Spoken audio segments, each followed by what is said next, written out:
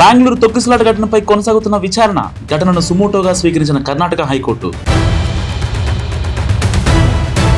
దేశంలో భారీగా పెరుగుతున్న కరోనా కేసులు, 24 గంటల్లోనే 1200కు చేరిన కొత్త కేసులు. వైసీపీ నేత అంబటిపై కేసు నమోదు, నిన్న పోలీసులతో వాగ్వాదానికి దిగిన అంబటి రాంబాబు. పర్యావరణ దినోత్సవం సందర్భంగా చంద్రబాబు ట్వీట్, ప్రకృతి అంటే ఏ ఒక్కరి సొత్తు కాదంటూ వ్యాఖ్య. లాభాల్లో దేశీయ స్టాక్ మార్కెట్లు, సెన్సెక్స్ 400, నిఫ్టీ 123 పాయింట్ల లాభం. తిరుమల లడ్డూ కల్తీ కేసులో విచారణ, సాక్షులను విచారిస్తున్న సిట్ అధికారులు.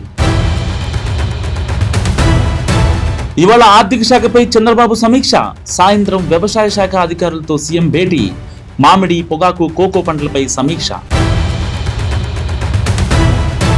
అల్వాల్లో హైడ్రా కూల్చివేతలు, చంద్రాయన్ చెరువులో అక్రమ నిర్మాణాల కూల్చివేత. రేపు తెలంగాణలో లాసెట్ పరీక్ష, 3 విడతల్లో పరీక్ష నిర్వహణకు ఏర్పాట్లు పూర్తి, లాసెట్ కు 57,000 మంది విద్యార్థులు దరఖాస్తు.